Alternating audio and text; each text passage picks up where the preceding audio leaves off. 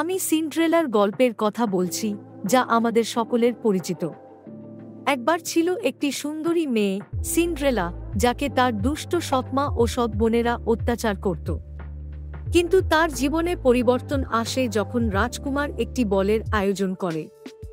Cinderella তার মায়ের পুরনো পোশাক পরে সেখানে যায়, কিন্তু এক জাদুকরী ফেরির সাহায্যে সে একটি অসাধারণ গাউন এবং একটি দারুণ গাড়িতে রূপান্তরিত হয়। বল শেষে সিন্ড্রেলা তার জাদুর ঘণ্টায় ফিরে আসার সময় ভুলে যায় এবং রাজকুমার তার হারানো জুতো খুঁজে বের করে। সেই জুতোটি যখন সিন্ড্রেলার পায়ে ফিট হয়, তখন রাজকুমার বুঝতে পারে সে তার সত্যিকারের প্রেমকে খুঁজে পেয়েছে। এই গল্প আমাদের শেখায়, সত্যিকারের সৌন্দর্য বাহ্যিক নয়, বরং অন্তরের।